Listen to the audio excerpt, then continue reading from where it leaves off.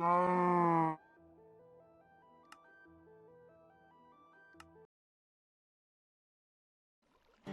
guys, Gnembon here and welcome to my world. In the previous videos, when I was showing a bunch of projects from my world, I was typically getting a few comments asking can we get a world tour or maybe a let's play series from this world. And I was jokingly responding that maybe at some point if we get 5,000 subscribers we can do it. And this have happened. So thank you guys so much, I didn't really expect this happening. A promise is a promise, so this is my world and it will not be just one episode. I was actually thinking maybe doing a bunch of episodes. If I have a project that doesn't fit the SideCraft server too much, we can do it here and we can do it as our own series. So let's get started. So I started playing Minecraft in 1.8, not the beta or alpha 1.8, the actual 1.8, so I'm pretty new to the game. And then I picked a random world, not knowing what's going on. I got overwhelmed by mobs. And then when I figured out how to get rid of them, the blocks stopped popping out. And now I know I was just simply in creative. But I felt that Minecraft as a game felt perfect to me. So I knew that choosing a world is an important thing, so I searched a little bit and found a seed. It was advertised as having all the 1.8 biomes within 2000 blocks from spawn, and a couple of other cool things about this world. Then I saw a screenshot from the edge of the birch forest onto the Mesa Bryce, one of the rarest but also more interesting biomes in the game in my opinion. So I set up a world spawn around here, again not even knowing what setting a specific world spawn entails.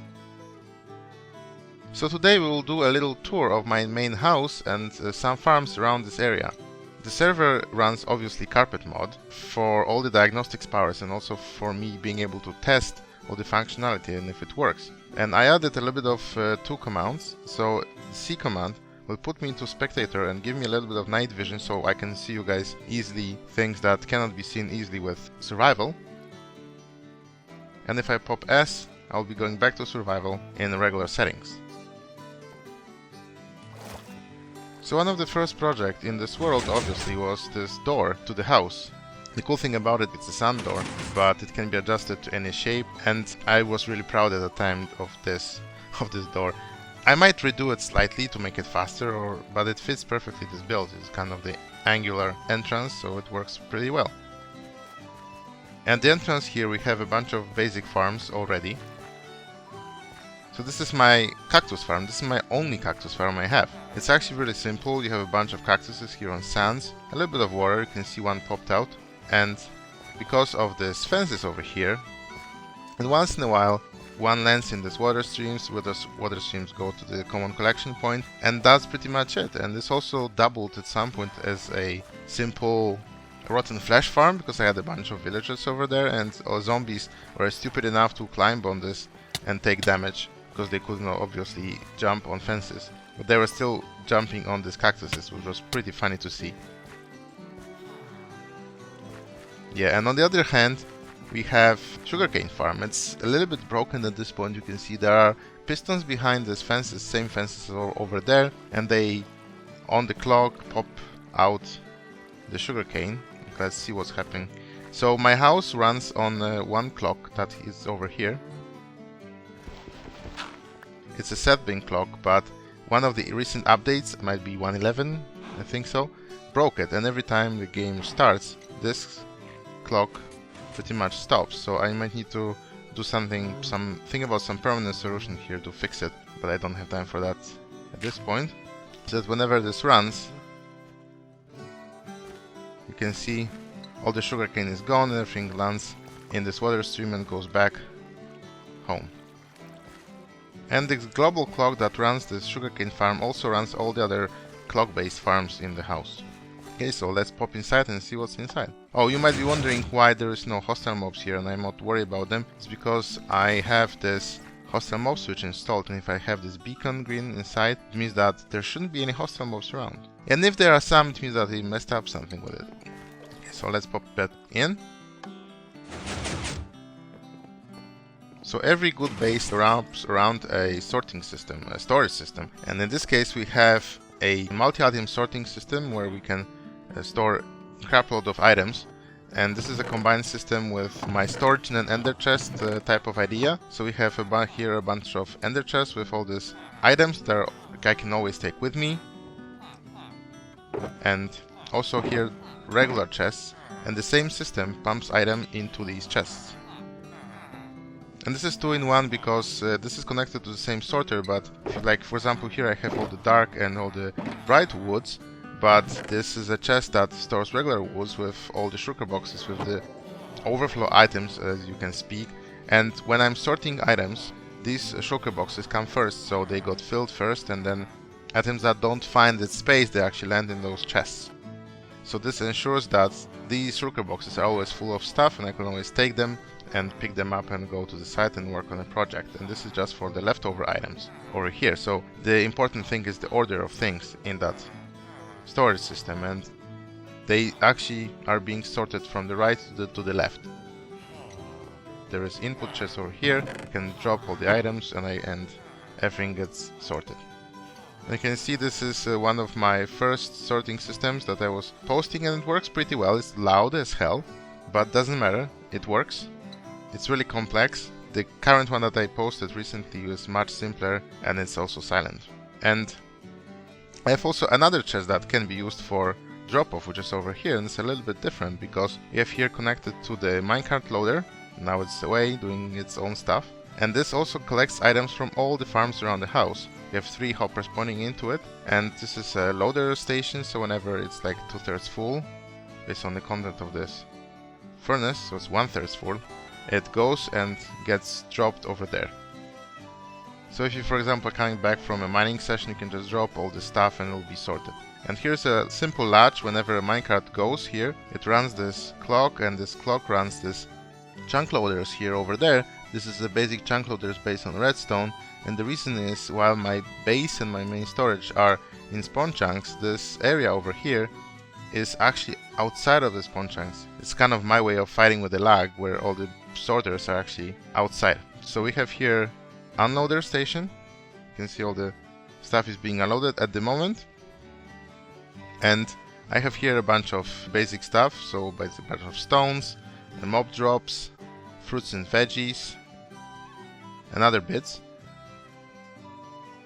So at the end of this sorting system, this normal regular sorting system, we have this minecart here at the end, and it's kind of a cool loader station.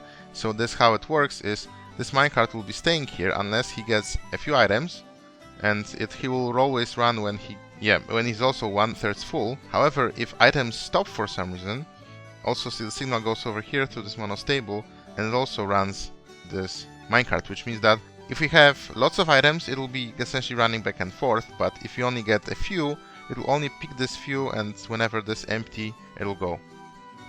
So there's no waiting for items. So this is really cool loader, I think. This is also have a very cool system, I think, over there. So this is your regular sorters, and then whenever the top chest starts filling up, then the signal goes back into here, and the signal goes back to home. Let's quickly go there. And I have these 2 lamps, and then when they're blinking and there's also sound on some node blocks, then it means that the system is overflowing, and I need to go and check what is overflowing and what needs to be cleared up. And the issue about this chunk loading system,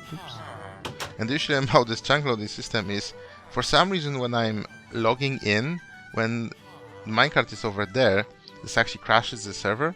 So I might need to investigate it at some point and figure out what the solution is, and maybe submit a bug to Mojang. Up front we have a bunch of chests over here, and this used to be my main kind of a storage system when I had only bulk storage over here in this area, but now with the multi-item sorting system, this became, with shulker boxes, my kind of storage for all the farm drops. You can see lots of iron and lots of gold and other things sorted by types. With the arrival of shulker boxes, it's actually very easy to essentially store entire thing what you have in just a few chests, and it's actually really cool, and it's a pity that it's really hard to do it in a legit way. Okay, next to this storage system I have a bunch of potion brewers. Those are designed by Ilmango. They are extremely tiny for what they can do. This is essentially continuous brewing system, and you can see they're only like a few blocks by a few blocks by a few blocks big, and unfortunately brewing systems are broken in, I think, 1.11. They broke so that they'll no longer work with hoppers. Or do they? The thing is, I got a little bit pissed by the fact that they are not working, that this is a stupid bug and it's not getting fixed. So I actually went ahead and fixed it. So they're actually working really well. If you need a fix, there will be one in the description. I'll post a simple fix, and also the carpet mod. If you run it, you'll have your brewing stands also working fine. So let's turn them off and let's continue. On the other hand, I have a basic furnace setup. Just 8 furnaces smelting items. This was always enough. I never needed anything bigger. If I need, I'll make something bigger, that's for sure. And we have here a drop chute from our hostile mob farm. And as you can see, it's a very simple flash-based design. I was showing it a little bit as well in my other videos, and now it's actually in a spiders and creepers only mode. So I have a bunch of bones and I don't need many rotten flesh at this point. And it's actually really simple design, and also didn't need anything bigger at this point, and so that's pretty much fine. The mobs just drop into these water streams and get pushed, and they drop into this drop chute. Centrally I positioned a button for my hostile mob switch. If I press it, you can see that this beacon over there disappears, which signifies that now hostile mobs can be able to spawn. If I press it again, the beacon should reappear any moment. Yep, which means that we are safe. Yeah, so that's a really cool and really useful thing. Here I have a little bit of a winter garden. It was cool place, I thought, because you have different leaves changing colors, and even sugarcane has different colors as you switch from one place to another. The reason is simple. We have here connection between desert and birch forest biomes, so I thought I'll just make a little garden here so I have a little difference of colors in the same space. Obviously I have different decorative mobs, all named because of the passive mob farms, and it'll also flower farms, so you can always grab a bunch of bone meal and just spam them at these flowers and get these flowers. So it's also a flower farm. If you continue next, there is a little, my kind of a stash room with all these goodies, but also the main functionality at this point is to control the beacons. So I have a bunch of beacons up front. I can switch them on and off as I please. I typically haste off because haste is not something that you want in your main base every time. And here's also the changing the colors of the beacons. So right now it's yellow and green, so it's like a lime color, but I can switch different components. So let's see what happens if you put all of them at once. Yeah, it's kind of a poopy color. So let's switch it back to the lime. Yeah, this should be good. And as we can see, the redstone for this whole setup is rather simple. So I have a simple selector panel here over there that essentially I close and open one of the beacons over here. And here I have a color selector panel, so every lever goes to its own line, and each line has its own set of colors that essentially close each beacon. So right now we are having a little bit yellow and then green action, which makes this kind of a lime color. So here is my library. I used to store villagers here. I think my first video was about it. I was looking for different videos about using villagers for enchanting, and I didn't find any. I was like, oh, I have to post a video about it because it's a really cool method. And everybody was in the comments, yeah, your video is cool, but everybody's doing it without any videos posting about it. So anyways, you can see there's no villagers. I found them a better place, a safer place. However, I have here books, so we have here all the books that I trade with villagers. I store them over here, a bunch of different tools. I think it's still a really cool thing. So I have a basic enchanting setup, which I don't use anymore because it's much easier to enchant using villagers, and you are not, like, if you're not dying with mending, pretty much everything lasts forever. If you go to the second floor, we have a simple brewing stations, also not using them anymore. This is like press a button, you get a 3 potions type setup. I have better potion brewers over there, so I don't need it. And here is more like a living area. So here is a kind of a TV set, a little kitchen. I think it's pretty cool. Here is a 1.8 anti-griefing for Enderman setup. It doesn't work anymore, but I still have it for some reason. I'm debating whether to put the refreshed one, like a single command one, or just put it as an option for the carpet mod, so I can just ignore it, because with hostile mob switch I don't have to worry about Enderman if I don't want to. Here's the entire map of the spawn. You can see with these lines, which is endstone, maps all the entity processing chunks and lazy processing chunks. All this purple stuff is mycelium. I initially replaced all the grass here with mycelium, thinking that this is the only option to keep passive mobs from spawning, but we have little animal cages over there in the corners, which actually do exactly the same job, and I have a little field of grass above the house, which proves that actually this actually works really well. So I might actually at some point just replace all the mycelium again with grass, because I think grass just looks better. Here is kind of my apartment, so we have my bed. Here's my closet with the actual beds that when I die or something happens to me, I can always respawn. I have a little stash of items over here prepared. You can see that they don't have mending, so they've been here since 1.8. I really didn't need to replace them or do anything with them, so that's, I guess, fine. I'm not dying too much in this world. I think I have 2 deaths in total. Both of them were not because of my fault. Okay, one was a little bit. I was marking the area around spawn, and I jumped from one cliff. I measured 30 blocks and I died with feather falling 4. I mean, it can happen. Feather falling is just an option. It's just probability that you will not die. It's not for certain. The second one, I was jumping and I jumped into one deep water from really high, building a witch farm, and splatted the spider water. So this was kind of a buggy, but only 2 deaths so far. Here's my kind of a washroom, and I put like all the sticky notes with all the video ideas. Toilet, functioning shower, a tap, and everything works just fine. And here's my kind of a living quarters for guests, I would say. So it's the same dealio. I think this looks pretty sweet. It's a little bit inspired maybe what you can see from Zul'jin and from Keralis when they were playing, how they decorate the interiors. I think it looks pretty cool. All the apartments, they have their own light switches, so you can switch on the light. It doesn't switch off in the washroom because since it's a kind of a mirror design, because there's another washroom over here, so you have this mirror effect.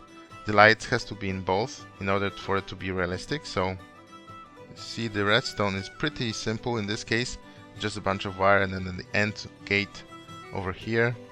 Yeah, nothing special. And here is kind of a master suite, which is kind of a better. It has its own TV, has its own couches, again its own light switch. So this time it turns off everything. And this is a bedroom, so it has 2 buttons, first with music, so you can always request a music disc, and it just pops out on the bed. You can just put melody, I like it. Okay, let's pop it out. Oops. It probably went back into the hopper. Here is food. So you can also request a bunch of food, so you can bake potato. If you don't need it, just drop it over here, and everything is just fine. Here is bathroom. Again, working showers. Pretty cool stuff. A mirror, a tap. This water is running. You shouldn't be wasting water. Yep. So at the front here we have access to the first of our farms. So this is a netherwart and mushroom farm. So you essentially have to plant manually all the netherwart, and you can just flash them from one place. But it also doubles as a mushroom farm. So we have here a bunch of the seed mushrooms over here in this pillar. And you can essentially, they spread when nothing happens. So if this farm is not in use, then we have all this mushroom spreading. And we can then, with one press of a button, get them all to get flashed. We can see that the light flashes, and we can, if we stand here for a while, we'll get all the mushrooms falling on our head. Like all mushroom farms, they are not the fastest farms in the world because mushrooms spread very slowly, but if you leave it be for a while and just basically come here once in a while, you can get at least a stack of mushrooms every harvest. A simple farm does the job. Let's continue. So here we have access to interesting experiment. So this was my villager purifier. I really liked this project at first. There's a zombie spawner at the bottom, and when you turn it on, then essentially all the zombies, they will be over here. They'll end up over here, and there used to be a villager in this place. So it must have been converted into the witch, and they spawn this way, because I don't see any other way it would be killed. And all the zombies would be pathfinding towards him and going around, and essentially dropping in these cells, so I can just assess if it's a zombie villager, and if I don't like it I could kill him. And I like the idea because this was like a 2 wide design. I think it was very compact for what I knew at this point. And obviously it doesn't work anymore because spawners for zombies only spawn regular zombies these days. So let's go back home and continue. So here we have access to the other floors. Unfortunately, I don't know what would be the best layout to get to the other floors, so I put ladders temporarily. So here we have a very basic and very effective snow farm. Just need to aim for these 2 snow blocks and get a crap load of snowballs, and then you just leave them out in this area and you just quickly craft them in this crafting table. This is kind of, I think, the best way to get snow, especially if you're just playing single player. And here on top I have a simple wood cuber setup. This is a basic farm. It was built in 1.8 obviously, and at this point it's not as effective in the sense that it doesn't bring any saplings back, enough saplings back, but you can just, after just running, I can just run around, collect all the saplings, and this actually does the job pretty well. Next to it is a fish farm. Also the old design. I need to go around and fix all those things, but I'm not using it anymore, so there's no need for me to fix it. And here is a bunch of dudes. This is essentially my carrots and potatoes farms that I used primarily for trading for emeralds. And this is essentially Unarybit design, just slice in half, so you can have carrots on the left side, potato on the other side, and we have the guy over there doing his job. They drop it into these hoppers. And also we have here a simple wheat farm, but it seems like this guy is not doing his job very well. Go to work. It was working for a very long time. I gave him all the seeds. I don't know if it's possible for him to lose all the seeds and get a little bit of bread. Possibly, I don't know. We'll see. But definitely he's not liking to pick up all those stuff, so I need to fix it. On the other end of the room you have our basic sugarcane farm, also that runs on the clock, on the main clock. And there's also a very simple cocoa bean farm. I don't want to press this button because this is a manual one. You have to replant all the cocoa beans. And here is kind of my basic pumpkin and melon farm, which I built not knowing that actually pumpkins and melons are actually useful. So just every 5 minutes these pistons pop out, and in this small space I fit quite a bit of them. Yeah, it's not as effective as we know right now, but I have a better one anyways. So in terms of what's in the house, this essentially was here. If we pop in upstairs, you can see that pretty much this floor is empty. So I'll be doing stuff here, maybe later, I don't know. On the outside we have a bunch of iron farms. This kind of experiment I was running for a while. So we have here 2 standard farms, the box standard ones with 40 doors, 11 dudes over here, 10 over here, 1 over there, and your typical standard iron farms. And I was comparing to what happens if we essentially use not 40 doors but 64 doors. So this is a 64 doors, 23 villagers over here. There's one on the other hand, on the other side to recognize all the doors. Yeah. And it's interesting, and here I have in between I have a clock that I set up. This is a very simple timer every 5 minutes since we are on a spawn chunk. This triggers, so I put a lot of items here in this chest, and whenever it triggers I essentially can tell how much time elapsed, and I can essentially measure both outputs from both farms. And it turned out indeed that this design, because it allows for 2 golems to form, and the golems are super slow to go over water. So in these farms, when you have a golem, it takes a while until it floats down to the collection point, and this can actually spawn another golem during the same time. And this is 15% more effective in terms of iron and poppies output. However, given the fact that you are using twice as many villagers and entities are the worst thing in this game in terms of the lag, this is probably not worth it. So I'll go back to the regular design. Over there, pop in. We have an improved melon and pumpkin farm. The concept was initially shown by Ilmango, but I thought let's improve it a little bit. So the main problem I've seen with this design is the fact that all the pumpkins that are at the edge of the redstone area, since they don't have a lot of farmlands around them, they are actually less eager to grow. So I thought, okay, let's keep the same setup in terms of the redstone and pistons and stuff like that, just extend it a little bit, giving a little bit more chances for those pumpkins or melons on the side to grow. And this actually improves quite a bit. I haven't measured it exactly, but I noticed that all of those, you can see all the melons on the edges, they're all grown, which indicates that they actually had much more chances than the melons inside to actually grow. Obviously the footprint is bigger because of these two rows, but the actual redstone is not bigger, so this actually is quite good. And I needed a bunch of melons to build lots of piston translocators, and right now it's, you can see the storage here is all full.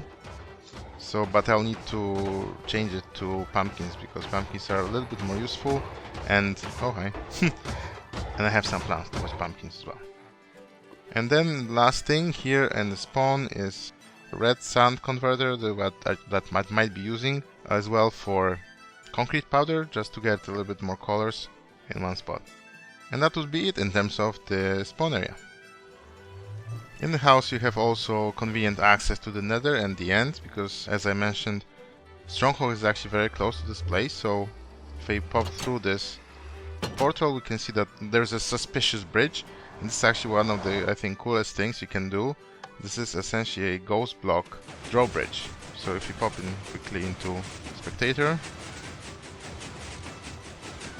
see the actual structure is very simple. The actual redstone is very simple, and it creates this drawbridge that actually can be customized, even shape of it from the bottom, because we have different components, different ghost blocks showing up with different layouts.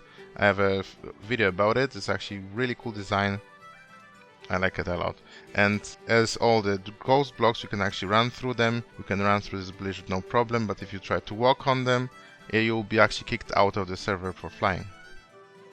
And here is a little bit short route to get to the end. But since the end is very close to home, there's actually a portal, and I have a little cool trick with portals.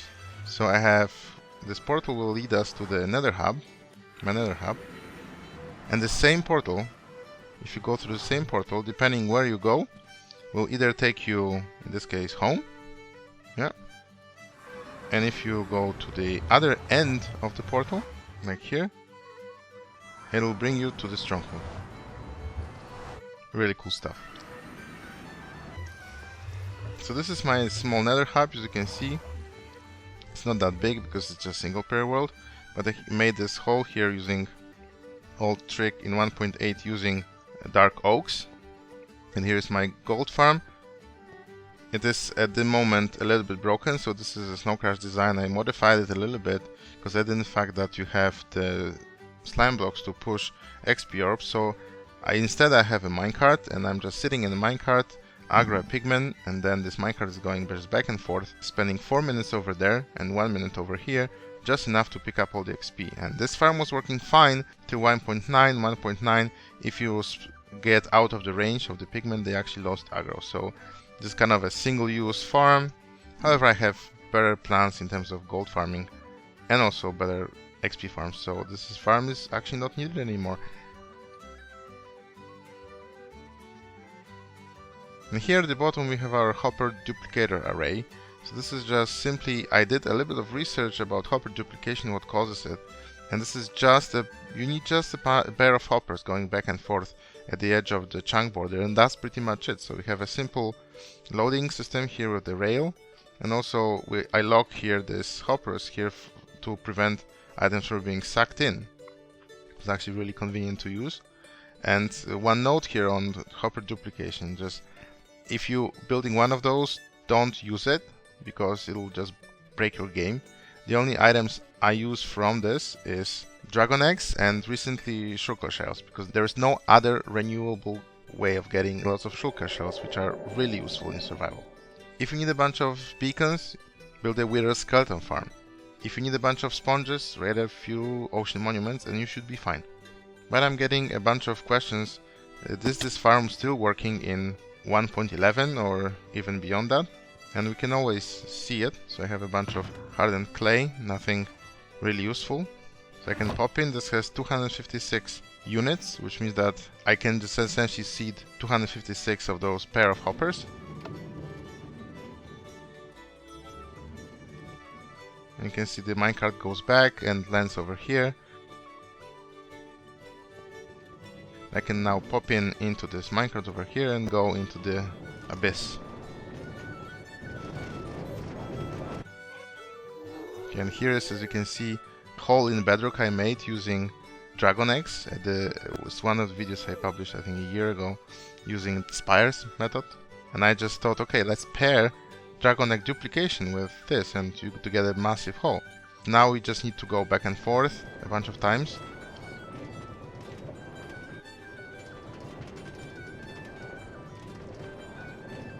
And to turn on this lever, let's go for 6 minutes.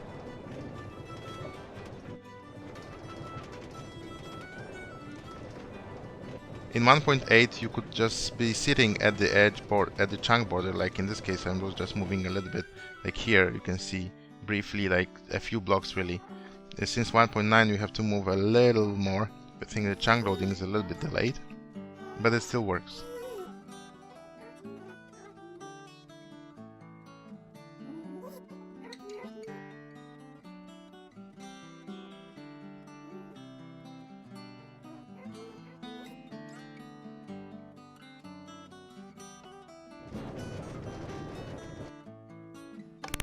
So in terms of the collection, it's very simple, because collecting through hoppers would be tedious. And I'm standing over here, everything just spews out. And that's pretty much it, so let's go and see what we got.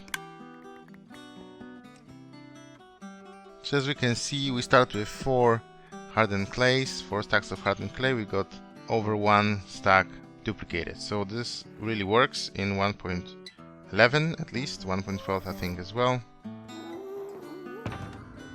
Don't do it. So if you pop down, there's a bunch of access in the Nether hub using the minecarts, which I used at the beginning. Here is my mining setup. So I set up here a branch mine. I actually like branch mining. So this branch mine spawns entire extreme hills area. We are in the middle of it. Right now I don't have too much time to actually do it, just dig for fun. So I just promised to myself, whenever I post a video, I just come here and dig a mine shaft and see what we have.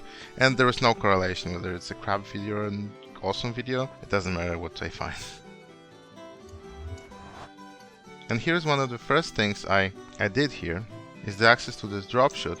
Since this is in an amplified terrain, I thought it would be really cool, and these hills are really high, they go up to the world limit. So I thought I'll just make a big ass ladder with a big ass drop chute and be fun. It's one of the first thing I did in this world, and I'm kind of fond of it, have fond memories of it.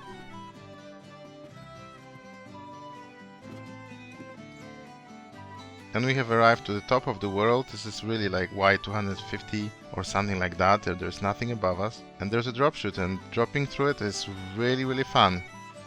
Woo!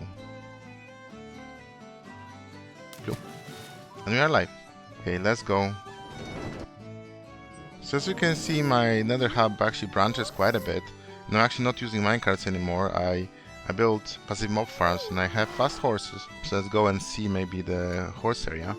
I have a bunch of fast horses in some sort of stables over here. When I attempted to actually try even to breed them and see if you get 2 super cool fast horses, can you get another fast horse? And this actually proves to be almost impossible.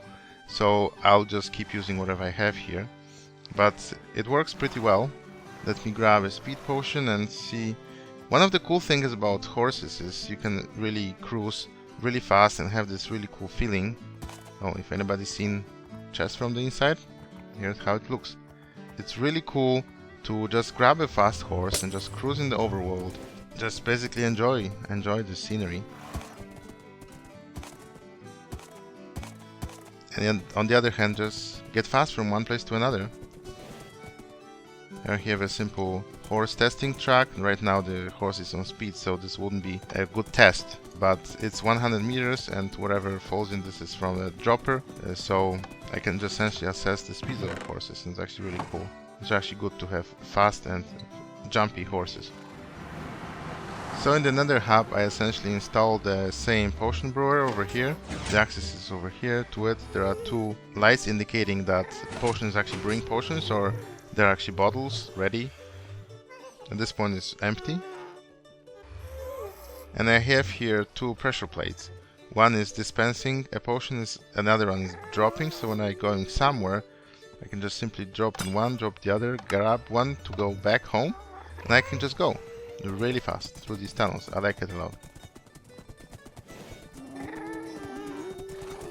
So as you can see, we have a bunch of projects going almost everywhere, and it's good actually to diversify a little bit your projects in terms of the location, so they actually don't interfere and you can unload them. But let's look at one of my oldest ones, which is this Guardian Temple.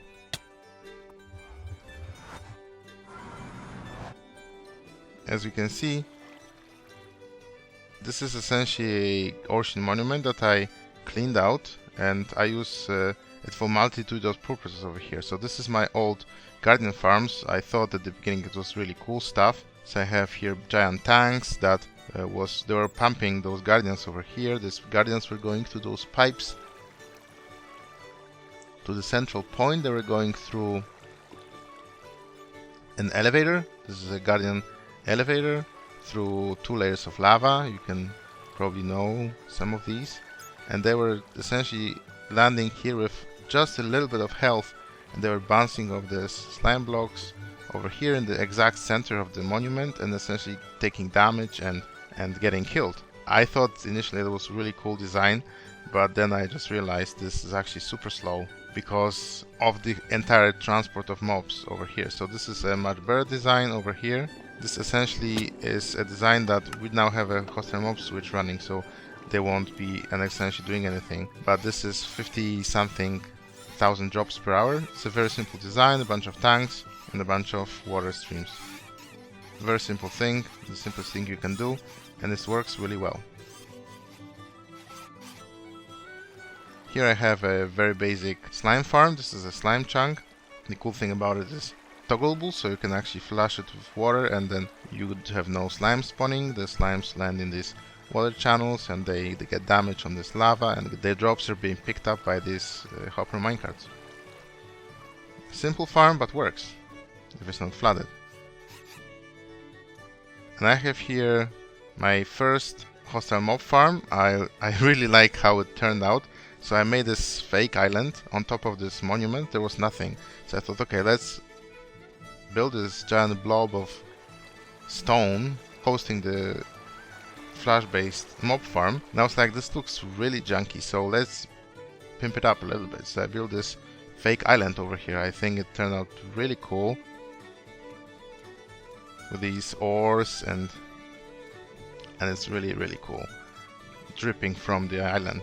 It looks much better than a basic hostile mob farm, I think. I think all the types of trees at the top. I still like it. I'm not using it. I have one at my base that's essentially running when I name 24/7 if I want. And this is another farm that was essentially connected to it, so I had an option of putting a bunch of cobwebs around this torch area, and this would essentially slow down the mobs so they would get to one-hit kill over here. Then they would be washed away, I think, or they would just pathfind by themselves into this pit over here, and in this pit I could just stand over this over here, and all those skeletons will see me, and hopefully they'll shoot through the creepers, and those creepers will essentially be dropping discs. So I had my record farm over here, and it produced enough records for me to get all the sets and all the possible numbers I want. So I think that would be plenty for today. I hope you liked the tour, and if you did, please let me know in the comments area in the downer. There's obviously more to see in this world. You could have guessed probably from all the tunnels and nether portals we have seen in the Nether network, but let's leave something for later. I have a bunch of interesting projects in mind and that don't fit the SciCraft server that much and would be perfect to be executed here. So if you liked it, don't forget to leave a like, subscribe if you haven't done it already, and see you in the next one. Bye bye!